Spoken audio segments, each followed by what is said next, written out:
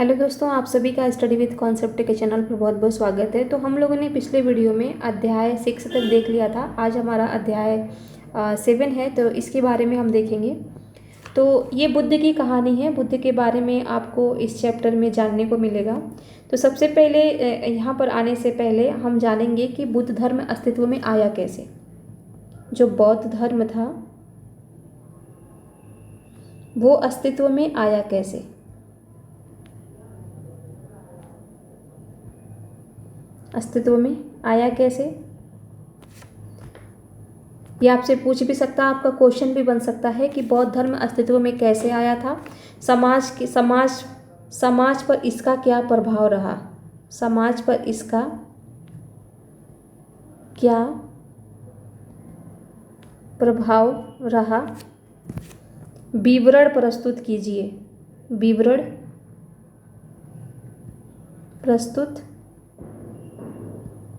कीजिए। ये आपका एक प्रॉपर क्वेश्चन बन गया और इसका आंसर आपको इसी में मिल जाएगा। ये एक क्वेश्चन आप लोग लिखिएगा अपने लेवल पे, ठीक है। बाकी बाद में इसको मैं आपको बता दूंगी कि कैसे लिखना है, पहले आप अपने लेवल पे लिखिएगा। तो बौद्ध धर्म अस्तित्व में आया कैसे था। तो जो वैदिक धर्म था, या हम कह सकते हैं वैदिक काल, इसके दो पार्ट थे। इसके दो पार्ट थे। एक तो था आपका ऋग्वैदिक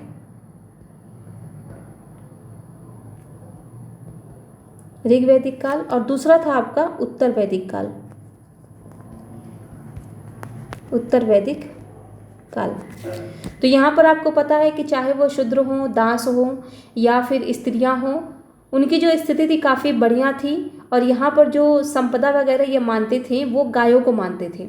लेकिन यहाँ तक आते आते बिल्कुल स्थिति उल्टी हो गई। यहाँ पर लोग क्या करने लग गए, यहाँ पर तो शूद्रों की स्थिति जो थी वो बहुत ही दयनीय हो गई थी। महिलाओं की स्थिति भी बहुत दयनीय हो गई थी। काफ़ी सारी पाबंदियां उन पर लगाई जा रही थी। और आप देखेंगे कि उत्तर वैदिक काल में पुत्र की प्राप्ति हेतु प्रार्थनाएं भी की जाती थी, ठीक है। तो ये सारी चीज़ें थी। यहाँ पर आते थे बहुत कुछ परिवर्तन हो गया था। और ये जो उत्तर वैदिक काल था, इसका जो स्वरूप था वो बिल्कुल कर्मकांडीय हो गया था। यानी यज्ञ ज़्यादा हो रहे थे, बलि वगैरह ज़्यादा दिए जा रहे थे, कर ज़्यादा दिए जा रहे थे। यानी ब्राह्मणों ने क्या किया, यहाँ पर अपने तरीके से नियमों को बनाना स्टार्ट कर दिया था। इसकी वजह से क्या हुआ था, तत्कालीन समाज में आडंबरों, कर्मकांडों, सामाजिक कुरीतियों,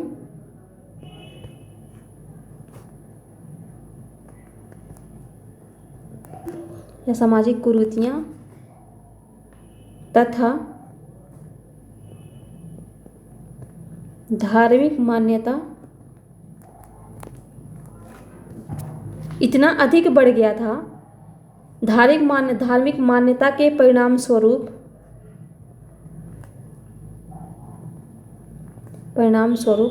बौद्ध धर्म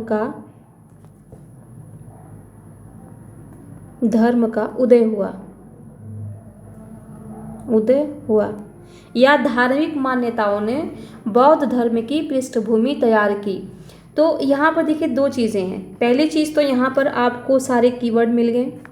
ये देखिए सारे कीवर्ड आपको मिल गए और आपने अगर इस तरीके से स्टार्टिंग कर दिया क्वेश्चंस को तो एग्जामिनर समझ जाएगा कि बच्चे ने किस तरीके से पढ़ा है। और ये सबसे अट्रैक्टिव होता है।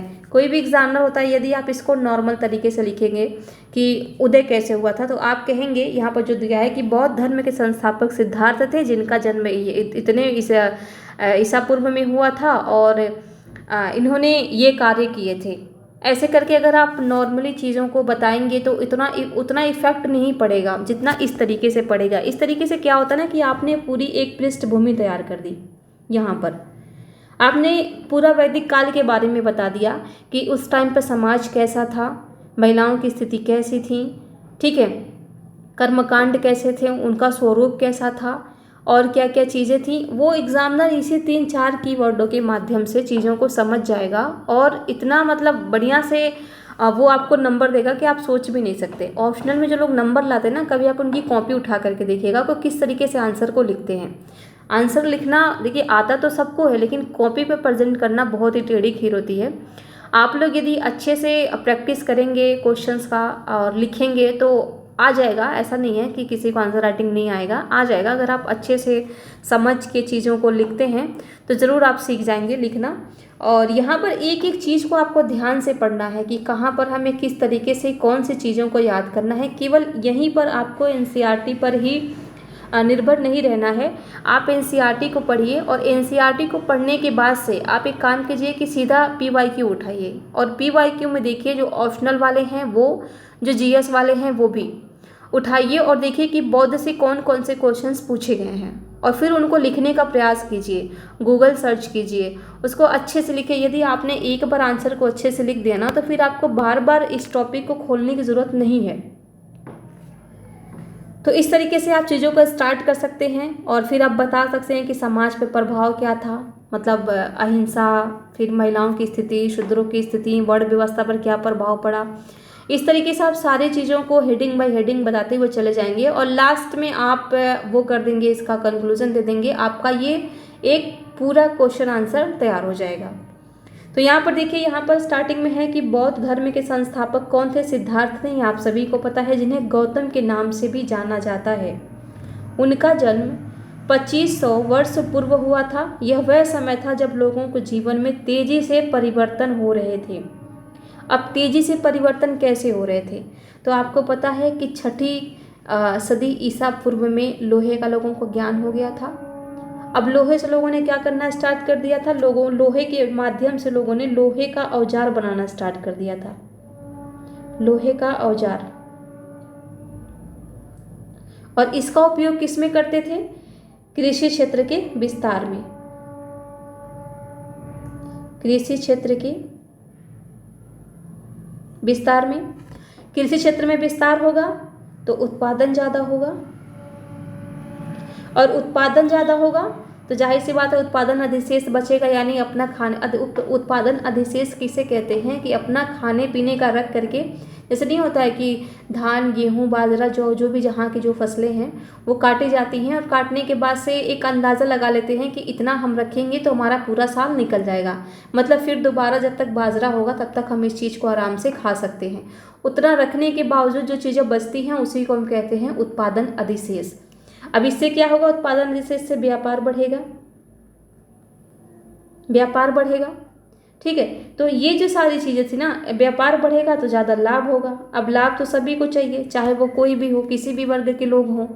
तो यही चीज़ें हैं कि ब्राह्मणों ने एक तरीका निकाला कि क्यों ना हम पूजा पद्धति के माध्यम से, कर और बलि के माध्यम से लोगों में ये वो कर दे, धारणा बना के रख दें कि यदि आप लोगों ने कर नहीं दिया या यज्ञ नहीं करवाया, बलि नहीं दिलवाई, तो फिर आप ये जो पूरा अच्छे से अपना जीवन यापन कर रहे हैं वो नहीं हो पाएगा। फिर कहीं ना कहीं आप ये भी देखेंगे कि जो ऋग्वैदिक काल था उसमें तो नहीं, उसमें तो महिलाओं की स्थिति काफ़ी बढ़िया थी, लेकिन जो उत्तर वैदिक काल था वहाँ पर पुत्र प्राप्ति के लिए भी लोग यज्ञ करवाते थे।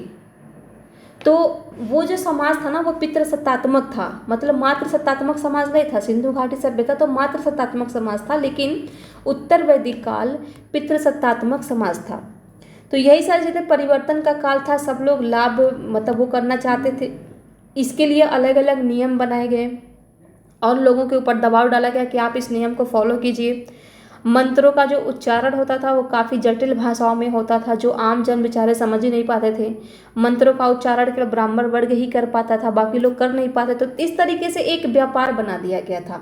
तो ये वही कह रहा है कि ये परिवर्तन हो रहे थे तेजी से, और इसी परिवर्तन के प्रतिक्रिया में आए थे बौद्ध और जैन। आने को तो बहुत से 363 संप्रदाय आए थे, लेकिन सबसे जो वो हुए थे इसमें विख्यात हुए थे वो 2 हुए थे, बौद्ध और जैन। तो यहाँ पर दिया है इनका जन्म 2500 वर्ष पूर्व में हुआ था। तो यहाँ पर लिखिए, इनका जो क्वेश्चन पूछता है जो जन्म कब हुआ था उसका आप यहाँ पर 2500 दिया है, आप एग्जैक्ट डेट लिख लीजिए इनका कब हुआ था। तो 563 BC में, यानी ईसा पूर्व में इनका जन्म हुआ था। और जन्म कहाँ पर हुआ था? तो कपिलवस्तु के निकट कपिलवस्तु के निकट लुम्बिनी में इनका जन्म हुआ था। ठीक है। और ये क्या थे, ये क्षत्रिय थे। जो गौतम बुद्ध थे ये क्षत्रिय कुल के थे, क्षत्रिय थे ये स्टार्टिंग में। जैन भी क्षत्रिय ही थे और ये भी क्षत्रिय ही थे। और इनके माता पिता का जो कुल था ना वो भी अलग अलग था। यदि मैं बात करूँ पिता का कुल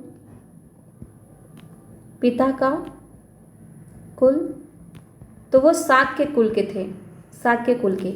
और इनकी जो माता थी महामाया, ध्यान रखिएगा, महामाया। प्रजापति जो गौतमी थी वो तो माँ से थी इनकी, ये माँ थी महामाया, जो इनके जन्म के 7 दिन बाद ही इनका वो डेथ हो गया था।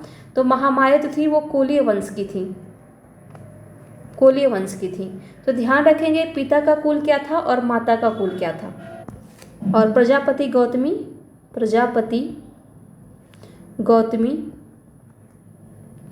इनकी जो पालन की थी वो थी पालन करने वाली मासी या माता कहिए, जो भी कहिए। ठीक है। तो ये इनका वो था, मतलब जन्म कहाँ पर हुआ था, किस स्कूल से संबंधित थे, ये भी सारी चीज़ें आपसे पूछी जा सकती हैं। फिर यहाँ पर देखिए, जैसा कि तुमने अध्याय 6 में पढ़ा, महाजनपदों के कुछ राजा इस समय बहुत शक्तिशाली हो गए थे। तो शक्तिशाली क्यों हुए थे, तो यही कारण था। ठीक है, यही कारण था कि लोहे का औजार विकसित हुआ, कृषि क्षेत्र में विस्तार हुआ, उत्पादन अधिशेष हुआ, फिर व्यापार बढ़ा, लाभ हुआ। इससे क्या हुआ, राजा जो था, राजा वो शक्तिशाली हुआ, राज्य की स्थिति मजबूत हुई, राज्य की स्थिति मजबूत हुई। और इसके पास बहुत सारे संसाधन भी तो थे ना, संसाधन भी थे, जैसे कि जंगल, फिर खान भी था, वहाँ पर खदान भी था, फिर चारों तरफ से पहाड़ी भी थी, जिसे इनको तरीके से सुरक्षा मिल जाता था। और संसाधनों में क्या था, जब जंगल था ना, जंगल में हाथी थे, तो हाथियों का यूज सेना में कर लेते थे ये। इस तरीके से ये काफ़ी शक्तिशाली हो गए थे। तो वही चीज़ें यहाँ पर बता रहा है कि इस समय बहुत शक्तिशाली हो गए थे। हजारों सालों के बाद फिर से नगर उभर रहे थे, गाँव के जीवन में भी बदलाव आ रहा था। बहुत से विचारक इन परिवर्तनों को समझने का प्रयास कर रहे थे, वे जीवन के सच्चे अर्थ को भी जानना चाह रहे थे। तो देखिए, अब यहाँ से इतनी सारी चीज़ें आपको बता दी गई हैं, आप इसे लिखना चाहें तो लिख सकते हैं। और ये जो PDF है ना, ये जब एडिट हो जाएगा तो मैं ऐसे ही हूबहू आपको ये PDF सेंड कर दूँगी। तो इस तरीके से आपको चीज़ों को पढ़ना है। और सबसे बड़ी चीज़ ये है कि आप किस तरीके से जोड़ते हुए चलेंगे, एक पृष्ठभूमि तैयार करते हुए चलेंगे। यदि आपने पृष्ठभूमि तैयार कर लिया तो वो चीज़ कभी आप नहीं भूलेंगे। बुद्ध क्षत्रिय थे, ये हो गया। शाक्य नामक एक छोटे से गढ़ से संबंधित थे, यानी जो पिता का कुल था उसी के कुल से ये जाने गए। युवावस्था में ही ज्ञान की खोज में उन्होंने घर के सुखों को छोड़ दिया। अनेक वर्षों तक वे भ्रमण करते रहे तथा अन्य विचारकों से मिलकर चर्चा करते रहे। अंततः ज्ञान प्राप्ति के लिए उन्होंने स्वयं ही रास्ता ढूंढने का निश्चय किया। इसके लिए उन्होंने बोध गया में एक पीपल के वृक्ष के नीचे कई दिनों तक तपस्या की, कई वर्षों तक, और अंततः उन्हें ज्ञान प्राप्त हुआ। इसके बाद से वे बुद्ध के रूप में जाने गए। यहाँ से वे वाराणसी के निकट स्थित सारनाथ गए और जहाँ उन्होंने पहली बार उपदेश दिया। कुशीनारा में मृत्यु के पहले का शेष जीवन उन्होंने पैदल ही एक स्थान से दूसरे स्थान की यात्रा करने और लोगों को शिक्षा देने में व्यतीत किया। अब देखिए यहाँ से चीज़ें क्या है। यहाँ पर तो आपको दे दिया, यहाँ पे 3 फैक्ट दे दिया। इन्होंने घर छोड़ा, ये सुख वगैरह छोड़ करके ये घर छोड़े और कई वर्षों तक कठिन तपस्या किए। ठीक है, उसके बाद से इन्हें ज्ञान की प्राप्ति हुई। और जब ज्ञान की प्राप्ति हुई, किसके, एक पीपल का वृक्ष था, बोधि वृक्ष कहते हैं इसे, ध्यान देंगे, बोधि वृक्ष भी कहते हैं। इसी पीपल के पेड़ के नीचे इन्हें ज्ञान की प्राप्ति हुई। और जब इन्हें ज्ञान प्राप्त हुआ तो ये वाराणसी गए और वाराणसी में सारनाथ था, वहाँ पर सारनाथ में इन्होंने क्या किया, अपना प्रथम उपदेश दिया लोगों को। और कुशीनारा में इन्हें निर्वाण की प्राप्ति हुई, यानी कुशीनारा में महापरिनिर्वाण हुआ इनका। शेष जीवन उन्हें पैदल। तो देखिए, अब यहाँ पर देखिए, ये घर छोड़ने का विचार इनके मन में कैसे आया, क्योंकि देखिए चारों तरफ तो इनके सुख समृद्धि थी, सब कुछ था, लेकिन ये आंतरिक मन से खुश नहीं थे। एक बार क्या हुआ, ये अपने सारथी चन्ना को लेकर के बाहर निकले महल से और 4 दृश्य इन्होंने देखा। ये दृश्य ध्यान रखिएगा, इंटरव्यू में भी पूछ लेता है कि गौतम बुद्ध जो सिद्धार्थ थे वो बुद्ध कैसे बने, तो कौन कौन सा दृश्य उन्होंने देखा। तो ये चीज़ें बहुत ही इंपॉर्टेंट हैं और क्वेश्चन भी आपसे पूछ लिया जाएगा और क्रमानुसार इसको लगाने के लिए आपको बोल दिया जाएगा। तो यहाँ पर जो गौतम बुद्ध थे, सिद्धार्थ कहेंगे, अभी तो ये सिद्धार्थ थे, तो उन्होंने अपने सारथी चन्ना से, इनके सारथी का नाम था चन्ना, चन्ना से बोले कि मुझे घूमना है, मुझे राजमहल से बाहर जाना है। तो चन्ना इनको चोरी छुपे बाहर लेके गया और जब ये बाहर निकले, पहली बार ये बाहर निकले थे क्योंकि जब इनका जन्म हुआ था तो इनके पिता ने जब इनका एक तरीके से नहीं दिखाते उखाते हैं किसी को, तो जब ऋषि को दिखाएं तो ऋषि ने बोला कि आपका पुत्र या तो बहुत बड़ा योद्धा बनेगा, क्षत्रिय बनेगा, बहुत बड़ा राजा बनेगा, नहीं तो बहुत बड़ा सन्यासी बनेगा। तो इनके पिता नहीं चाहते थे कि इनका पुत्र सन्यासी बने, इसलिए वो इनको महल से कभी निकालते ही नहीं थे और बहुत ही कम उम्र में इनकी शादी भी कर दी गई थी ताकि ये सब कुछ भूल भाल जाएं, लेकिन उसी में रम जाएं। लेकिन ऐसा नहीं हुआ। ये इनका एक पुत्र भी हुआ राहुल, लेकिन उसके बावजूद भी इनको आंतरिक शांति नहीं मिली और ये चन्ना को लेकर के जब बाहर निकले तो सबसे पहले देखें एक वृद्ध व्यक्ति को, वृद्ध व्यक्ति को देखें, वो बीमार था। तीसरा, एक मृत शरीर को देखें, मृत्यु हुई थी, वो लोग लेकर के जा रहे थे, रो रहे थे वहाँ पर लोग। और चौथा इन्होंने देखा सन्यासी। ये 4 घटनाएं ही इन्हें गृह त्याग करने पर वो कर दिया, विवश कर दिया। ये एक तरीके से बहुत ही ज़्यादा परेशान हो गए कि एक तो वृद्ध व्यक्ति है, बहुत थका हारा हुआ जा रहा है, बीमार है तो वो तो वैसे ऑलरेडी उठ नहीं पाएगा, और मृत्यु जो हुआ था ये जानते ही नहीं थे कि मृत्यु क्या है, सब लोग रो रहे थे। लेकिन जब उन्होंने सन्यासी को देखा ना तो उनको दिन दुनिया से कोई मतलब नहीं था, मोह माया सब कुछ त्याग करके वो बहुत ही शांत चित्त मुद्रा में बैठे हुए थे। और यही चीज़ इनको वो हुआ कि मतलब ये सारे तो परेशान है लेकिन ये इतने शांत चित्त मन से कैसे बैठे हुए हैं। उसके बाद से ये घर गए और घर जाने के बाद से रात में ये निकल गए थे। तो ये 4 घटनाएं देखी थी और ये घटनाएं जो हैं क्रम से याद कर लीजिएगा। यहाँ पर याद करने का सबसे अच्छा तरीका ये है कि हम जब किसी को देखेंगे तभी तो समझेंगे ना कि वो बीमार है। तो वही चीज़ है, पहले इन्होंने व्यक्ति को देखा, यानी एक वृद्ध व्यक्ति को देखा जो कि बीमार था, फिर उन्होंने एक डेड बॉडी देखी और डेड बॉडी देखने के बाद से एक सन्यासी देखे। तो आपको ये याद रखना है, वो बीमार था, उसकी मृत्यु हो गई। इस तरीके से आप करके चीज़ों को याद कर लेंगे। तो इन्होंने क्या किया, रात को जब ये घर छोड़े तो इनकी उम्र जो थी उस टाइम पे वो 29 वर्ष थी। 29 वर्ष की अवस्था में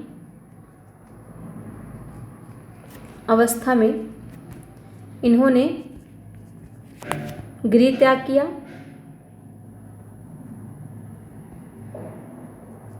जिसे महाभिनिष्क्रमण कहते हैं। महाभिनिष्क्रमण कहते हैं। ठीक है, तो ये PYQ पूछा गया है, ये PYQ है, ध्यान रखेंगे इसको। और ये सारा भी आपका क्वेश्चंस बन सकते हैं। ठीक है, सारनाथ वाला, ये बोधि वृक्ष वाला, ये BPSC में पूछा जा चुका है। कुशीनारा में मृत्यु हुई थी इनकी, ये तो UPPCS, फिर आपका BPSC, इन सब में पूछा जा चुका है। सारनाथ में इन्होंने प्रथम उपदेश दिया था, ये भी आपका PYQ है, ये भी पूछा जा चुका है। अब यहाँ पर कह रहे हैं कि अनेक वर्षों तक वे भ्रमण करते रहे, यानी इन्होंने क्या किया, 6 वर्ष तक भ्रमण करते रहे, कठिन तपस्या करी, जब जाकर के इनको ज्ञान की प्राप्ति हुई थी। और जब इनको ज्ञान की प्राप्ति हुई, पहले तो ये 29 साल के थे, लेकिन जब इनको ज्ञान की प्राप्ति हुई तो ये 35 साल के हो गए, क्योंकि 6 साल बाद हुआ था। तो 35 साल की अवस्था में इन्हें निर्वाण प्राप्त हुआ था, निर्वाण प्राप्ति। ध्यान रखिएगा, निर्वाण। और जो महापरिनिर्वाण है वो कुशीनारा में हुआ था। महापरिनिर्वाण जो हुआ था वो कुशीनारा कहिए या कुशीनगर कहिए, 80 वर्ष की अवस्था में इनका महापरिनिर्वाण हुआ था। तो तो बौद्ध धर्म में ज्ञान की प्राप्ति को कहते हैं निर्वाण, लेकिन जैन धर्म में क्या कहते हैं? जैन धर्म में ज्ञान की प्राप्ति को कैवल्य कहते हैं। कैवल्य, ध्यान देंगे, कैवल्य किस में कहते हैं और निर्वाण किस में कहते हैं? तो निर्वाण कहते हैं जैन धर्म में, बौद्ध धर्म में, और कैवल्य कहते हैं जैन धर्म में। तो ये हो गया इनका। ये सारे जो भी चीज़ें यहाँ पर बताई जा रही हैं बहुत ही इंपॉर्टेंट है एग्जाम की दृष्टि से। इसमें नहीं लिखा हुआ है, ये सब अलग से हैं चीज़ें, तो थोड़ा सा आप ध्यान देंगे। बुद्ध ने शिक्षा दी कि यह जीवन कष्टों और दुखों से भरा हुआ है और ऐसी हमारी इच्छा और लालसाओं के कारण होता है। बुद्ध की एक शिक्षा हो गई। बुद्ध की शिक्षा से संबंधित क्वेश्चन पूछा भी है। तो यदि हम हमारी इच्छा, लालसा, इन सब पे कंट्रोल कर लेते हैं तो इससे क्या होगा? भ्रष्टाचार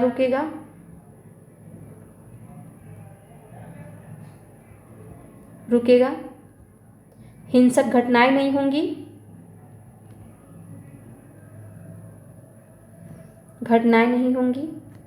ठीक है। जैसे कि अभी आप देख रहे होंगे कि शराब वगैरह पीने के लिए लोग बहुत सारा मारपीट करते हैं।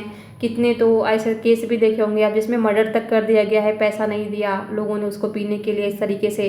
और फिर जो हमारा SDG है, सतत विकास लक्ष्य, इसको भी हम आराम से प्राप्त कर सकते हैं। क्यों? क्योंकि सतत विकास लक्ष्य क्या है? इसमें 30 गोल हमारे वो किए गए हैं, रखे गए हैं, जिसमें बेहतर स्वास्थ्य हो, गरीबी उन्मूलन हो, ठीक है, भूखमरी ना हो, इस तरीके की चीज़ें उसमें रखी गई हैं। संसाधनों का अच्छे से दोहन हो, ये सारी चीज़ें इसमें कर दी गई हैं। तो यदि जब हमारा लालसा ही नहीं रहेगा तो सारी चीज़ें कंट्रोल होंगी। लालसा नहीं रहेगा तो हम बेवजह की चीज़ें नहीं खाएंगे। इससे क्या होगा कि स्वास्थ्य हमारा सही रहेगा। लालसा नहीं होगी तो हम किसी का हक नहीं मारेंगे। इससे क्या होगा कि गरीबी उन्मूलन होगा, शांति समृद्धि ये सब सुनिश्चित होगा। तो इस तरीके से SDG के लक्ष्य को प्राप्त करने में भी हम इसका यूज कर सकते हैं। तो जब आपको बुद्ध की शिक्षाओं से संबंधित क्वेश्चन पूछे ना, और आया भी है क्वेश्चन, ऐसी बात नहीं है, तो आप ना इस तरीके से चीज़ों को कनेक्ट करते हुए, ऐसा नहीं है कि आप जो GS पढ़ते हैं वो केवल GS में ही यूज हो सकता है। आप यहाँ पर बता सकते हैं कि बुद्ध की जो यहाँ पर शिक्षाएं हैं वो किस तरीके से वर्तमान में भी प्रासंगिक हैं। तो बुद्ध की तो एक शिक्षा ये हो गई जो वर्तमान में प्रासंगिक है। फिर अभी देखिए वाटर का जो लेवल है वो काफ़ी नीचे जा रहा है, तो उस वाटर के लेवल को भी हम वो कर सकते हैं अनावश्यक तरीके से। जो हम पानी वगैरह बहाते हैं इसको हम अच्छे से सीखेंगे, ये चीज़ें हम नहीं करेंगे तो जो जल संबंधित हमारी जो चुनौतियां हैं वो भी कम होंगी। तो जो ये सारे आपके SDG के ही अंतर्गत आ जाएंगे। आपको वहाँ पर ओनली यही लिखना है कि वर्तमान में ये प्रासंगिक कैसे है। तो हिंसक घटनाएं कम होंगी, जैसे कि रसिया यूक्रेन युद्ध है। फिर आप इजराइल का भी देख सकते हैं। फिर जो मणिपुर हिंसा हुआ था, आप देखेंगे कि कितना उसमें घर तबाह हुए थे। तो ये सारी चीज़ें कंट्रोल हो जाएंगी ये करने से। और काफ़ी सारी जो स्वास्थ्य है, गरीबी है, भूखमरी है, जल से संबंधित चुनौतियाँ, ये सब दूर हो जाएंगी। तो इस तरीके से आप वहाँ पर दिखा सकते हैं। फिर है कि कभी कभी हम जो चाहते हैं वो प्राप्त कर लेने के बाद भी संतुष्ट नहीं होते हैं एवं और अधिक वस्तुओं को पाने की इच्छा करने लगते हैं। इससे क्या होगा? वही चीज़ें हैं, भ्रष्टाचार कम होगा। आदमी भ्रष्टाचार में लिप्त कब होता है? जब डिमांड ज़्यादा हो, उसके घर के लोगों का डिमांड ज़्यादा हो और वो उनकी डिमांड पूरी करना चाहता हो। सपोज आप एक सिविल सर्वेंट हैं और आपको मान लीजिए कि ऐसी बीवी मिल गई जो बहुत ज़्यादा हाई फाई खर्चीली है। वो आप पे दबाव डाल रही है कि मेरे खर्चे पूरे नहीं हो रहे हैं। आप जाएंगे ऑफिस में, तनाव में रहेंगे तो फिर क्या करेंगे? सोचेंगे कि एक काम करो कि या तो जॉब ही छोड़ दो या तो इसकी इच्छाएं ही पूरी कर दो। इसके लिए अब इतना तो आप एक अच्छा मतलब परिवार चलाने के लिए एक सिविल सर्वेंट अगर ईमानदारी से कमाए तो बहुत ज़्यादा है, वो बहुत आराम से चला सकता है। लेकिन अगर हाई फाई खर्चे हैं ना, तो फिर वो अब जिसका 1.5 लाख 2 लाख महीना खर्चा, वो कहाँ से वो करेगा, दे पाएगा? इसके लिए वो क्या करेगा? या तो नौकरी छोड़े या तो भ्रष्टाचार का मार्ग चुने। तो इसलिए कह रहा है कि जितने ही हम अधिक लालसा करेंगे उतना ही अधिक संसाधनों का दोहन होगा। बुद्ध ने इस लिप्सा को तृष्णा कहा है। बुद्ध ने शिक्षा दी कि आत्म संयम अपनाकर हम ऐसी लालसा से मुक्ति पा सकते हैं। तो ये भी इन्होंने दिया, आत्म संयम अपनाकर। दूसरा शिक्षा हो गया। आत्म संयम अपना करके भी हम लालसा से मुक्ति पा सकते हैं। इससे ब्लैक मनी रोकने में आपको काफ़ी हेल्प मिलेगी, ये भी आप वहाँ पर दिखा सकते हैं। फिर उन्होंने लोगों को दयालु होने तथा मनुष्य के साथ जानवरों के जीवन का भी आदर करने की शिक्षा दी। अब देखिए, एक शिक्षा ये हो गया आपका, यानी तीसरा आपका यहाँ पर मिल गया। इससे क्या होगा, हिंसक गतिविधियां कम होंगी, हिंसक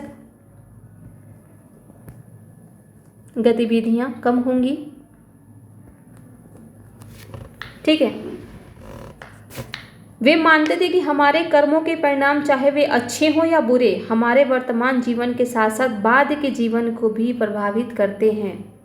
बुद्ध ने अपनी शिक्षा सामान्य लोगों को प्राकृत भाषा में दी, इसे सामान्य लोग उनके संदेश को समझ सकें। तो जो बौद्ध धर्म का प्रसार था ना, उसका सबसे बड़ा कारण यही था कि बौद्ध धर्म के प्रसार में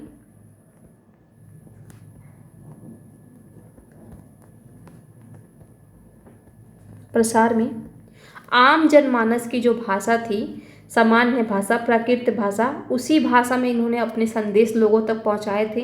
तो जब इस जो आम जन की भाषा है, अब मान लीजिए कि यूपी में भोजपुरी बोली जा रही है और वहाँ पर आकर के कोई डीएम एसडीएम इंग्लिश में बोले तो ग्रामीण लोग क्या समझेंगे। तो और यदि वही चीज़ भोजपुरी में बोले तो लोग समझ जाएंगे अच्छे से। तो वही चीज़ें हैं, यदि आप यहाँ पर संस्कृत बोलते तो लोग समझ ही नहीं पाते, वो समझ भी नहीं पा रहे थे, इसलिए तो मंत्रों का उच्चारण केवल ब्राह्मण वर्ग ही करता था, यानी उनकी वर्चस्वता उन्हीं पर थी। तो यहाँ पर क्या होता था, प्राकृत भाषा में जब ये अपना उपदेश दिए तो लोग इसको भली बातें समझते थे और फिर लोग जब इसको समझ गए तो अपनाने भी लग गए। इस तरीके से बौद्ध धर्म का प्रसार हुआ था। तो प्रसार में आप एक कारण इसे लिख सकते हैं। वेदों की रचना के लिए किस भाषा का प्रयोग हुआ था, ये छोड़िए, यहाँ पर देखिए सारनाथ स्तूप। इस इमारत को स्तूप के नाम से जाना जाता है। यहीं पर बुद्ध ने अपना सर्वप्रथम उपदेश दिया। इसी घटना की स्मृति में यहाँ स्तूप का निर्माण किया गया। अध्याय 12 में हम स्तूपों के बारे में और अच्छे से पढ़ेंगे। तो ये देखिए सारनाथ का स्तूप है और यहीं पर बुद्ध ने अपना सर्वप्रथम उपदेश दिया था। तो यहाँ से आपका PYQ उठाया था, यहाँ से आपका ये PYQ बना था, जो कि बीच में भी हमने देख लिया था। ठीक है, वेदों की रचना ये तो हो गया। अच्छा, ये तो संस्कृत में हुआ था। ठीक है, ये संस्कृत में था, इसकी जो रचना हुई थी वो संस्कृत में हुई थी, इसीलिए आमजन इसको समझ नहीं पाते थे।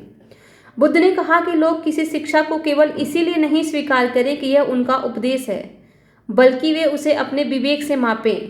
यानी ऐसा नहीं है कि अब कोई उपदेश दे रहा है, एक भेड़ अगर जाकर के कुएं में गिर रहा है तो सभी भेड़ जाकर के गिर जाए, ऐसा नहीं है। यहाँ पर कह रहा है कि जो शिक्षा किसी को दी जा रही है वो केवल इसलिए ना स्वीकार करें कि यह उनका उपदेश है, यानी बुद्ध का उपदेश है, बल्कि ये खुद सोचें कि यदि मैं इस चीज़ को अपनाता हूँ, जैसे कि इसमें बोल दिया कि आत्म संयम रखें, तो यदि मैं आत्म संयम रखता हूँ तो मेरे परिवार पर क्या प्रभाव पड़ेगा, उन्हीं की सेविंग होगी या हिंसा नहीं होगा, और फिर हमारे बच्चों पे क्या प्रभाव पड़ेगा। यदि मैं बुज़ुर्गों का सम्मान करता हूँ तो मेरे ही बच्चे मेरा ही सम्मान करेंगे। इस तरीके से उन्होंने बोला कि लोग अपने विवेक से स्वयं मापे कि इसका क्या लाभ हो सकता है। किस्सा गोमती की कहानी है, ये पढ़ लीजिएगा, कुछ नहीं है इसमें। वो ऐसे वगैरह जो आता है ना कि सत्यों को स्वीकार करना चाहिए, ऐसे स्वीकारोक्ति करके एक निबंध आया भी था इस पर। तो उसमें है ये किस्सा गोमती नामक स्त्री की कहानी से आप स्टार्ट कर सकते हैं कि जब इनके पुत्र का डेथ हो गया था, तब ये ले लेकर के घूम रही थी और घूमते घूमते बुद्ध के पास गई और जिद करने लग गई कि मेरे बच्चों को जीवित कीजिए। फिर बुद्ध ने इनको सत्य से परिचित करवाने के लिए कि ये सार्वभौमिक सत्य है, इसे नकारा नहीं जा सकता, इन्होंने क्या किया, उन्हें बोला कि आप एक ऐसे घर से एक मुट्ठी सरसों लेकर के आइए जहाँ पर किसी की मृत्यु ना हुई है। ये पूरा गांव छान मारी और एक भी घर ऐसा नहीं मिला जहाँ पर किसी का डेथ ना हुआ हो।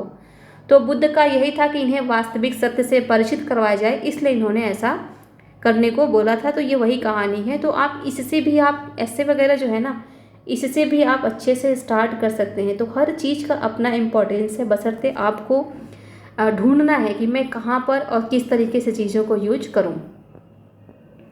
उपनिषद, इससे भी क्वेश्चन आपका पूछा गया था यूपीएससी में कि ये द्वैतवाद को मानता है कि अद्वैतवाद को मानता है। तो यहाँ पर देखिए जिस समय बुद्ध उपदेश दे रहे थे उसी समय या उससे भी थोड़ा पहले दूसरे अन्य चिंतक भी कठिन प्रश्नों का उत्तर ढूंढने का प्रयास कर रहे थे। यानी कौन ढूंढ रहा था? तो वो थे उपनिषद।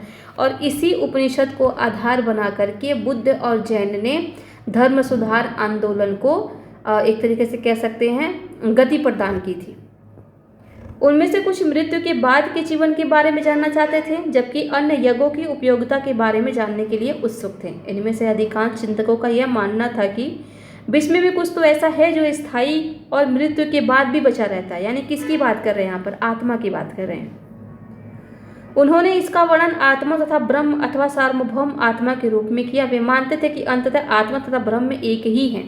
और यूपीएससी ने क्वेश्चन यही पूछा था कि उपनिषदीय सिद्धांत के अनुसार आत्मा तथा ब्रह्म एक ही हैं कि अलग अलग हैं। ऐसा ही करके कुछ स्टेटमेंट था। यानी इस चीज़ को ला करके यहाँ पर जोड़ दिया गया था और इसी को एक स्टेटमेंट बना दिया गया था ऐसे। तो आप एक भी पैराग्राफ को यहाँ पर छोड़िए मत। हालांकि ग्रुप में भी किसी बच्ची ने शेयर किया था इस क्वेश्चंस को, आंसर तो दे दिया था काफ़ी लोगों ने। तो ये जो क्वेश्चन था यहाँ से था, ये PYQ है यूपीएससी का। ये क्वेश्चन डायरेक्टली यहाँ से उठाया गया था, इसलिए आपको कोई भी चीज़ हल्के में नहीं लेना है। ऐसे कई विचारों का संकलन उपनिषदों में हुआ है। उपनिषद उत्तर वैदिक ग्रंथों के हिस्सा थे। उपनिषद का शाब्दिक अर्थ है गुरु के समीप बैठना। ध्यान रखेंगे, शाब्दिक अर्थ क्या होता है? गुरु के समीप बैठना। इन ग्रंथों में अध्यापकों और विद्यार्थियों के बीच बातचीत का संकलन किया गया है। प्रायः ये विचार सामान्य वार्तालाप के रूप में प्रस्तुत किए गए हैं।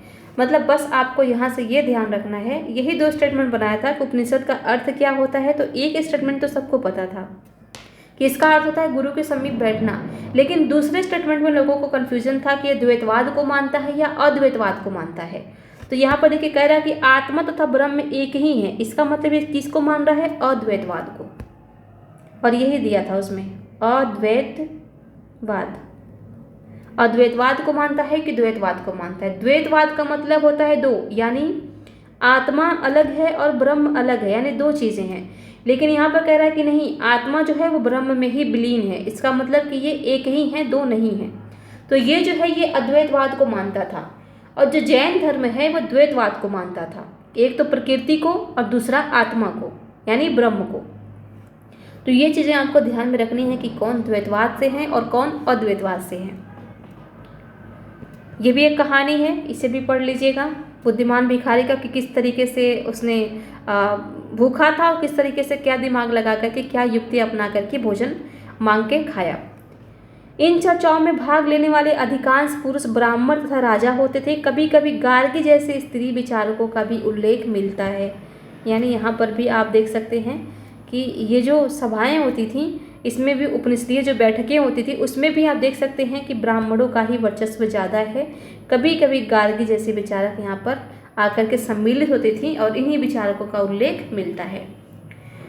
विद्वत्ता के लिए प्रसिद्ध गार्गी राज दरबारों में होने वाले वाद विवाद में भाग लिया करती थी। निर्धन व्यक्ति इस तरह के वाद विवाद में बहुत कम ही हिस्सा लेते थे। अब देखिए यहाँ से आपका पूरा एक स्टेटमेंट बन रहा है कि जो इसके बारे में क्वेश्चन आपसे पूछा है गुरु के समीप बैठना वाला, यहाँ पर कि जब वार्तालाप होता था यहाँ पर तो वही कह रहा है कि इन चर्चाओं में पुरुष और राजा जो पुरुष ब्राह्मण होते थे, यानी यहाँ पर महिला भी नहीं है, महिला ब्राह्मण नहीं है, यहाँ पर पुरुष ब्राह्मण जो होते थे वो भाग लेते थे, राजा लेते थे। और कभी कभी मतलब यदा कदा आप कह सकते हैं कि गार्गी जैसी विचारक जो थी वो भाग लेती थी, इसका उल्लेख मिलता है। और निर्धन व्यक्ति स्त्री के वाद में बहुत कम हिस्सा लेते थे, मतलब लेते थे लेकिन कम हिस्सा लेते थे। तो यहाँ से आपका 2-3 स्टेटमेंट बन रहा है। एक तो यहाँ पर कर देगा कि अधिकांशतः ब्राह्मण, महिला व पुरुष दोनों ही भाग लेते थे, तो ये गलत है क्योंकि फीमेल इसमें भाग ले ही नहीं रही हैं। और दूसरा, निर्धन व्यक्ति बिल्कुल इसमें भाग नहीं लेते, तो ऐसी बात नहीं है, लेते थे लेकिन बहुत सीमित मात्रा में, सीमित में। ठीक है, तो ये 2 स्टेटमेंट आप ध्यान रखेंगे, यहाँ से क्वेश्चन बनने की संभावनाएं हैं आपके। इस तरह का एक प्रसिद्ध अपवाद सत्यकाम जबाल का है। सत्यकाम जबाल का नाम उसकी दासी माँ के नाम पर पड़ा। सत्यकाम के मन में सत्य जानने की तीव्र जिज्ञासा उत्पन्न हुई। गौतम नामक एक ब्राह्मण ने उन्हें अपने विद्यार्थी के रूप में स्वीकार किया था। वह अपने समय के सर्वाधिक प्रसिद्ध विचारकों में से एक बन गए। उपनिषदों के कई विचारों का विकास बाद में प्रसिद्ध विचारक शंकराचार्य के द्वारा किया गया, जिनके बारे में हम अध्याय 7 में देखेंगे। तो यहाँ से बस इतना ध्यान रखेंगे कि सत्यकाम जबाल के जो गुरु थे वो कौन थे, तो गौतम नामक एक ब्राह्मण थे। बस यहाँ से यही इंपॉर्टेंट है, बाकी आप चीज़ें यहाँ पर छोड़ सकते हैं। व्याकरणविद किसकी कृति है, ये है पाणिनि की। यहाँ से बस ये इंपॉर्टेंट है आपके लिए बस। और ये किस भाषा में लिखी गई है, तो ये संस्कृत भाषा में लिखी गई है, संस्कृत भाषा में लिखी गई है, तो ये भाषा याद रखेंगे। अब फिर आइए जैन धर्म के बारे में। तो जैन धर्म का मैंने आपको बता दिया कि किस तरीके से इसकी पृष्ठभूमि तैयार होती है, तो वही चीज़ है, सेम यही चीज़ें आपको वहाँ पर लिखना है। बस यहाँ पर जैन धर्म कर देना है, यही चीज़ें लिखना है, बाकी कुछ नहीं लिखना है, और वही चीज़ें यहाँ पर ला करके आपको बता देना है। इसी युग में अर्थात 2500 वर्ष पूर्व जैन धर्म के सर्वाधिक महत्वपूर्ण विचारक वर्धमान महावीर ने अपने विचारों का प्रसार किया। वह वज्जी संघ के लिच्छवी कुल के एक क्षत्रिय राजकुमार थे। ध्यान रखेंगे ये लिच्छवी कुल के हैं, और हमने बुद्ध को देखा वो किस कुल के थे, वो शाक्य कुल के थे, ठीक है, लेकिन क्षत्रिय ये भी थे। इस संघ के विषय में अध्याय 6 में पढ़ा है। 30 वर्ष की आयु में उन्होंने घर छोड़ दिया था। उन्होंने कब छोड़ा था बुद्ध ने, तो वो छोड़े थे 29 वर्ष की अवस्था में, और ये छोड़ रहे हैं 30 वर्ष की अवस्था में। उनका डबल कर दीजिएगा आप लोग। इन्होंने 12 वर्ष तक तो कठिन तपस्या की थी, और 6 वर्ष तक किए थे। तो किसने 12 वर्ष तक किया, किसने 6 वर्ष तक किया, यहाँ से आपको घुमा सकता है, तो ये चीज़ें ध्यान देंगे।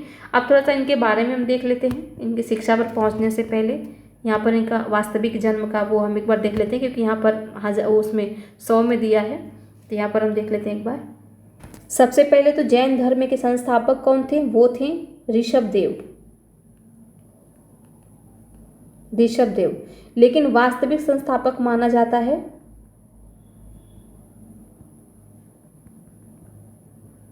महावीर स्वामी को।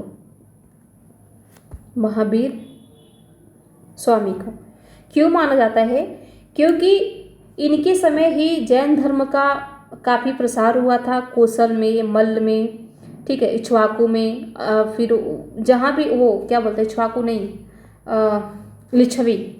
लिच्छवी कुल में। तो इन्हीं के शासन काल के समय जब ये आए, तो इन्हीं के शासन काल के समय काफ़ी सारा प्रसार बौद्ध धर्म का हुआ था। शासन काल नहीं कह सकते, इन्हीं के काल में। और ये जो थे महावीर स्वामी, ये 24वें तीर्थंकर थे, 24वें तीर्थंकर थे, ये ध्यान रखेंगे। जन्म कहाँ पर हुआ था इनका, जन्म हुआ था इनका 540 BC। कहाँ पर हुआ था, वैशाली के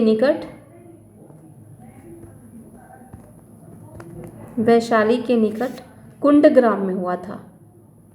कुंडग्राम में इनका जन्म हुआ था। पिता का नाम सिद्धार्थ था, ध्यान रखेंगे। और ये वज्जी संघ से थे, यहाँ पर दिया ना, लिच्छवी कुल के वज्जी संघ से थे, वज्जी संघ के लिच्छवी कुल से थे, ध्यान रखेंगे। यानी वज्जी संघ के गणराजा थे ये इनके पिता। और माता जो थी, माता उनका नाम था त्रिशला। और ये लिच्छवी गणराज्य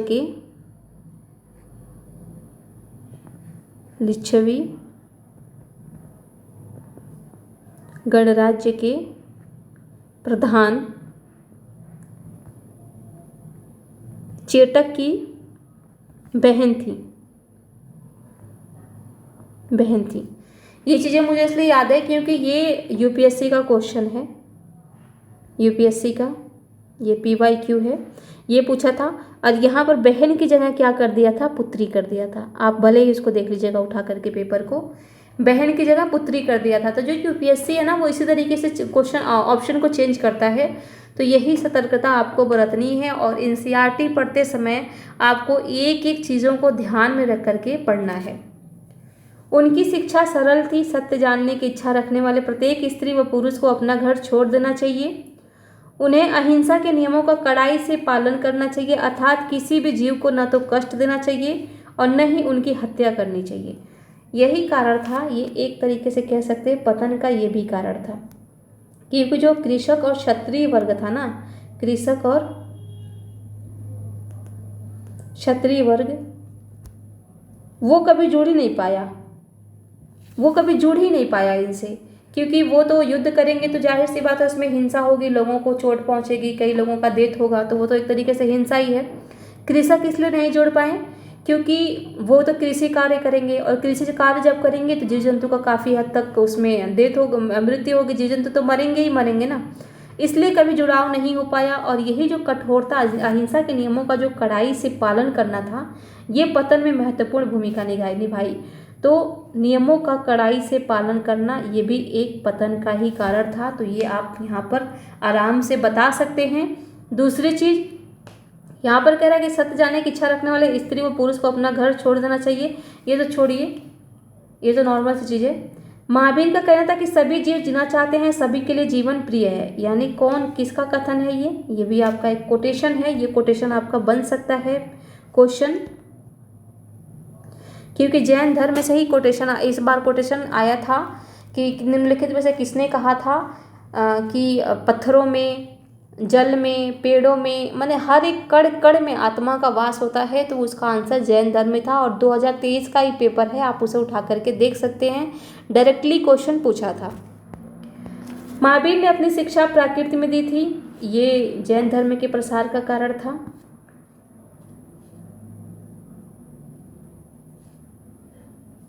ये प्रसार का कारण था।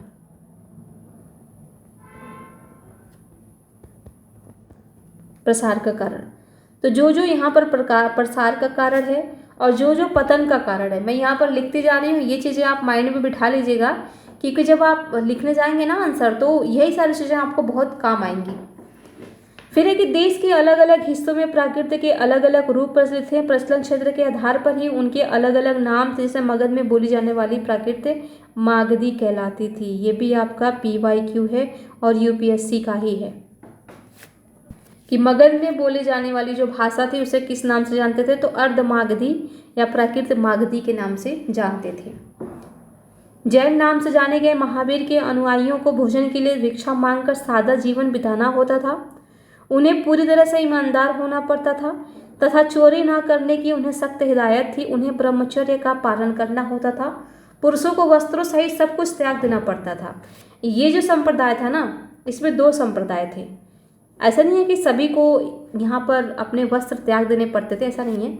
जो दिगंबर संप्रदाय के लोग थे, दिगंबर, दिग और अंबर, दिग का मतलब होता है वस्त्र, अंबर का मतलब होता है आकाश, यानी आकाश ही इनका वस्त्र है। तो ये जो दिगंबर वाले थे ना, इन्होंने अपना वस्त्र भी त्याग दिया था। और एक होते थे श्वेतांबर, श्वेतांबर जो श्वेत वस्त्र धारण करते थे, वो भी बिना सिला हुआ। तो ये श्वेतांबर थे और ये दिगंबर थे। और ये 2 संप्रदाय में कैसे बटे थे ये भी मैं आपको बता दूं। हुआ क्या था कि जब चंद्रगुप्त मौर्य की मृत्यु हुई थी, उसके कई सालों बाद से अकाल पड़ा। अकाल पड़ा कहाँ पर, तो मगध में, मगध में। अब यहाँ पर 2 लोग थे, एक तो थे भद्रबाहु, भद्रबाहु, और एक थे स्थूल भद्र, स्थूल भद्र। तो जो भद्रबाहु थे, इस अकाल से बचने के लिए अपने अनुयायियों के साथ कहाँ चले गए, दक्षिण भारत की ओर। लेकिन जो स्थूल भद्र थे वो मगध में ही रहे, मगध में ही रहे। उसके बाद जब अकाल खत्म हुआ, जब ये वापस लौट करके मगध में आए, जब इनसे, इनमें और इनमें विवाद हो गया कि आपने तो अकाल का जब वो टाइम आया तो आप तो अपने अनुयायियों को लेकर के भाग गए, आपकी तो कोई रिस्पॉन्सिबिलिटी ही नहीं रही यहाँ पर, और हम लोग तो थे कि जो यहीं पर पड़े रहे, उस चीज़ को फेस किया, हमने उस चुनौतियों को फेस किया और आप तो भाग गए। इस चीज़ को लेकर के विवाद हो गया। तो इन्होंने क्या किया, अपना संप्रदायों को अलग अलग कर लिया। तो जो भद्रबाहु थे, ये इनका जो संप्रदाय बना वो बना दिगंबर, दिगंबर। और इनका जो संप्रदाय बना था वो बना था श्वेतांबर, श्वेतांबर। इसमें महिलाएं शामिल नहीं हो सकती थी, सख्त मना था। इसमें जो फीमेल थी वो शामिल नहीं हो सकती थी, लेकिन इसमें फीमेल शामिल हो सकती थी। तो ये चीज़ें आप ध्यान देंगे कि किसमें फीमेल शामिल हो सकती थी और किसमें नहीं हो सकती थी। ये हो गया आपका, सब कुछ त्याग देना होता था, ये चीज़ हो गया। फिर यहाँ आइए, अधिकांश व्यक्तियों के लिए ऐसे कड़े नियमों का पालन करना बहुत कठिन था। फिर भी हजारों व्यक्तियों ने इस नई जीवन शैली को जानने और सीखने के लिए अपने घरों को छोड़ दिया।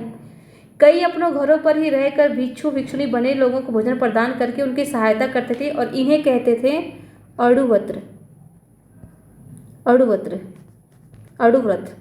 इसे कहते घर पर ही रह करके जैन धर्म के नियमों का पालन करना ही अड़ुव्रत कहलाता है। और ये भी आपका है PYQ UPSC का, यही क्वेश्चन पूछा था। तो जहाँ जहाँ मैंने जो जो चीज़ें बताई हैं कि ये PYQ है, आप सॉल्व करके देखेंगे ना, आपको वही क्वेश्चन मिलेगा। और ये सारे क्वेश्चंस पूछे गए हैं और UPSC में ही पूछे गए हैं। PCS में, BPSC में जो पूछा गया है मैंने उसको ऊपर बता दिया। यहाँ पर जो पूछे गए हैं वो वहाँ पर आप देख सकते हैं। मुख्यतः व्यापारियों ने जैन धर्म का समर्थन किया। अब क्यों समर्थन किया, क्या कारण था, ये भी देख लेते हैं। क्यों किया समर्थन, क्योंकि यहाँ पर जीव हत्या मना था, इससे पशुपालन में वृद्धि हुई। यानी लोग पशुओं को मारते काटते नहीं थे, बलि वगैरह नहीं चढ़ाते थे, तो पशु बचते गए। इनका यूज जो है वो कृषक कृषि में करने लग गए, इससे उत्पादन बढ़ा। और जब उत्पादन बढ़ेगा तो जाहिर सी बात है व्यापार होगा, और जब व्यापार होगा तो फायदा किसको होगा, व्यापारियों को ही होगा, व्यापारियों को ही होगा। और आज भी आप देखेंगे कि जितने भी जैन होते हैं ना, वो बहुत बड़े बड़े बिजनेसमैन होते हैं, यही कारण है। और ये बहुत बड़े बड़े मंदिर वगैरह भी बनवाते हैं, दान भी करते हैं, तो यही कारण है, ये व्यापारी ही ज़्यादातर होते हैं। इस वजह से व्यापारियों ने जैन धर्म का क्या किया था, समर्थन किया था। तो आप ये भी क्वेश्चन यदि आपसे पूछ ले तो आप आराम से लिख सकते हैं कि क्यों समर्थन किया था। इसी में आप पूरा 1.5 पैराग्राफ लिख सकते हैं चीज़ों को अच्छे से बना करके। किसानों के लिए इन नियमों का पालन करना अत्यंत कठिन था, क्योंकि फसल की रक्षा के लिए उन्हें कीड़े मकोड़ों को मारना पड़ता था। यही वजह था कि वो इनसे जुड़ नहीं पाए। बाद की सदियों में जैन धर्म उत्तर भारत के कई हिस्सों के साथ साथ गुजरात, तमिलनाडु, कर्नाटक में भी फैल गया। महावीर तथा उनके अनुयायियों की शिक्षाएं कई शताब्दियों तक मौखिक रूप से ही रहीं। वर्तमान रूप में उपलब्ध जैन धर्म की शिक्षाएं लगभग 1500 वर्ष पूर्व गुजरात के वल्लभी नामक स्थान पर लिखी गई थी। तो वल्लभी में ही क्यों लिखा गया था, क्योंकि यहाँ पर जो था वो द्वितीय सेकेंड जैन संगति हुआ था, जैन संगति हुआ था। संगति, इसको संगीति कहते हैं शायद, संगीति, हाँ संगीति ही कहते हैं। जैन संगीति हुआ था यहाँ पर। और इसकी जो अध्यक्षता किए थे, अध्यक्ष था वो थे क्षमा श्रमण, इन्होंने इसकी अध्यक्षता की थी। यदि हम प्रथम जैन संगति की बात करें, फर्स्ट का कहाँ पर हुआ था,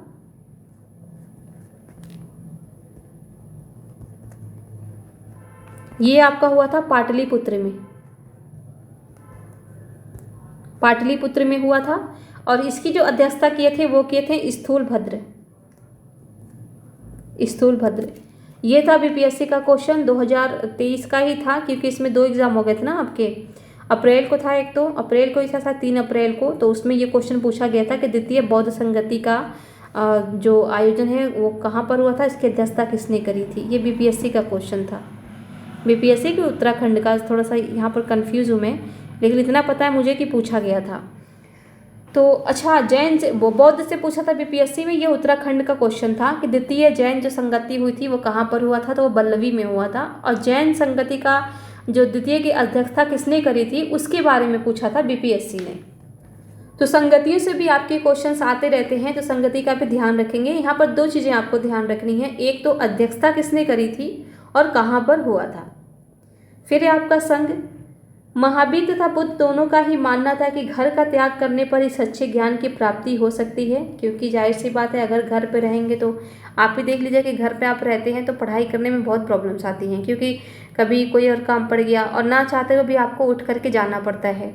कभी कभी कोई आ गया तो कोई बात नहीं, 2 घंटे से क्या होता है, बाद में पढ़ लेंगे, और बाद में करते करते पूरा दिन ही निकल जाता है। तो इस तरीके से नियमों का पालन नहीं हो पाता है, इसलिए लोग घर पर रहते हैं। भले ही घर पर कोई ना हो उसके बावजूद भी लोग लाइब्रेरी जाते हैं, क्योंकि वहाँ पर अच्छे से पढ़ाई कर सकें, टाइम का मैनेजमेंट हो सके, और जिस चीज़ के लिए आप तैयारी कर रहे हैं उस पर आप बिल्कुल फोकस हो सके, यानी अपने गोल पर ही आप बिल्कुल लक्षित रहें इस तरीके से। तो यही वजह था कि दोनों लोग ही घर त्याग की बात करते थे। ऐसे लोगों के लिए उन्होंने संघ नामक संगठन बनाया था, घर त्याग करने वाले लोगों को एक, ताकि जो घर त्याग करके जा रहे हों उनके रहने के लिए कोई ना कोई व्यवस्था हो। संघ में रहने वाले बौद्ध भिक्षुओं के लिए बनाए गए नियम विनय पिटक नामक ग्रंथ में मिलते हैं। यानी जो नियम वगैरह बनाए गए थे बौद्ध भिक्षुओं के लिए, ध्यान रखेंगे, उसका नाम था विनय पिटक। पुरुष और स्त्रियों के लिए अलग अलग व्यवस्था थी रहने के लिए। सभी व्यक्ति संघ में प्रवेश ले सकते थे। हालांकि संघ में प्रवेश के लिए बच्चों को अपने माता पिता से, दासों को अपने स्वामी से, राजा के यहाँ काम करने वाले लोगों को राजा से तथा कर्जदारों को अपने देनदारों से अनुमति लेनी होती थी। एक स्त्री को इसके लिए अपने पति से अनुमति लेनी होती थी। इसका मतलब कि यहाँ पर कौन सा सत्ता था, तो पितृसत्तात्मक सत्ता था। यानी पति अनुमति देगा तो ही महिलाएं जाकर के संघ में शामिल हो सकती हैं, अदरवाइज वो नहीं हो सकती हैं। संघ में प्रवेश लेने वाले स्त्री पुरुष बहुत सादा जीवन जीते थे। वे अपना अधिकांश समय ध्यान करने में बिताते थे और दिन के एक निश्चित समय में वे शहरों तथा गाँव में जाकर भिक्षा मांगते थे। तो जाहिर सी बात है, सादा जीवन ही जीते होंगे, अधिकांश समय अपना ध्यान में लगाते होंगे, क्योंकि ज्ञान प्राप्ति का मतलब होता है पांचों ज्ञानेंद्रियों पर कंट्रोल करना, नियंत्रण करना। तो इसके लिए बहुत सारी चीज़ें कि आप सुख, समृद्धि, ये जो लालसा है, ये सारी चीज़ों का त्याग करें। आप बिल्कुल सादा जीवन जिए, सादा खाना खाएं, मोह माया ये सब आप त्याग दें, जब भी जाकर के आपको ज्ञान की प्राप्ति होगी। तो ये कह रहा है कि वो शहर तक गांव में जाकर के भिक्षा मांगते थे। यही कारण है कि उन्हें भिक्षु तथा भिक्षुणी कहा गया। वे आम लोगों को शिक्षा देते और साथ ही एक दूसरे की सहायता भी करते थे। यानी प्रचार प्रसार भी इसी के माध्यम से वो करते थे। किसी तरह की आपसी लड़ाई का निपटारा करने के लिए वो प्रायः बैठकें भी किया करते थे। संघ में प्रवेश लेने वालों में ब्राह्मण, क्षत्रिय, व्यापारी, मजदूर, नाई, गणिकाएं, दास सभी शामिल थे। लेकिन ध्यान रखेंगे, रोगी नहीं था, रोगी को अनुमति नहीं थी। इसमें लिखा नहीं गया है, लेकिन जब मैं ऑप्शनल पढ़ रही थी तो उसमें ये चीज़ आया हुआ था। तो ये रोगी जो थे ना, वो रोगी को इसमें वो नहीं था, प्रवेश वर्जित था। तो ये चीज़ें आप ध्यान में रखेंगे। बाकी जो गणिकाएं वगैरह होती थी ये सब इसमें शामिल होती थी। इनमें से कई लोगों ने बुद्ध की शिक्षाओं के विषय में लिखा था। कुछ लोगों ने संघ में अपने जीवन के नियम में सुंदर कविताओं की रचना की। सब छोड़ दीजिए, अब सीधा यहाँ पर आइए, बिहार। तो बिहार क्या होता था, जिसमें बौद्ध और जैन भिक्षु निवास करते थे ना, उसी को कहते थे बिहार। और चैत्य क्या होते थे, वो पूजा स्थल होते थे। तो बिहार और चैत्य से भी यूपीएससी ने क्वेश्चन पूछा है। यूपीएससी का PYQ है ये भी। केवल वर्षा ऋतु में जब यात्रा कठिन हो जाती थी तब ये एक ही स्थान पर रहकर के निवास करते थे। ऐसे समय वे अपने अनुयायियों द्वारा उद्यानों में बनवाए गए अस्थायी निवासों में अपना पहाड़ी क्षेत्र की प्राकृतिक गुफाओं में रहते थे। जैसे अब बताएंगे कि बिहार में जब ये कब रहते थे एक जगह अस्थायी, तो जब वर्षा ऋतु आती थी, जब ये एक जगह अस्थायी रहते थे, जैसे अपने अनुयायियों के द्वारा बनवाए गए उद्यानों में या जो गुफाएं होती थी उनमें। तो इसका एग्जाम्पल आप देख सकते हैं, कहाँ उठा करके दिया है, यहाँ पर दिया है। ये देखिए, पहाड़ी को काट कर बनाई गई एक गुफा, ये कहाँ पर है, कार्ले यानी महाराष्ट्र में, इनके शरण के लिए बनाई गई थी। तो इसका जो एग्जाम्पल है वो यहाँ पर उठा करके दिया है। तो यहाँ से आप बता सकते हैं, जैसे कार्ले यानी महाराष्ट्र में स्थित एक गुफा। जैसे जैसे समय बीतता गया, भिक्षु भिक्षुणियों ने स्वयं तथा उनके समर्थकों ने अधिक स्थायी संरचनाओं की आवश्यकता का अनुभव किया। तब कई संरचना बनाए गए जिन्हें बिहार कहा गया। आरंभिक विहार लकड़ी के बनाए गए, बाद में उनका निर्माण में ईंटों का प्रयोग होने लगा। पश्चिमी भारत में विशेषकर कुछ बिहार प्राणियों को खोदकर बनाए गए। इसे छोड़ दीजिए। जिस तरह महासागरों से मिलने पर नदियों की अलग अलग पहचान समाप्त हो जाती है, ठीक उसी तरह बुद्ध के अनुयायी जब भिक्षुओं की श्रेणी में प्रवेश करते तो अपना वर्ण, श्रेणी और परिवार सब त्याग देते। यानी जैसे ही लोग संघ में प्रवेश करते थे, चाहे वो ब्राह्मण हो, चाहे वो क्षत्रिय हो, चाहे वो वैश्य हो, चाहे वो शूद्र हो, इससे लेना देना नहीं था। वो सब लोग एक समान हो जाते थे। और ये जो चीज़ें हैं ना, वो आज के डेट में जो सांप्रदायिक दंगे फैल रहे हैं, जो सांप्रदायिकता फैलाई जा रही है, सांप्रदायिकता,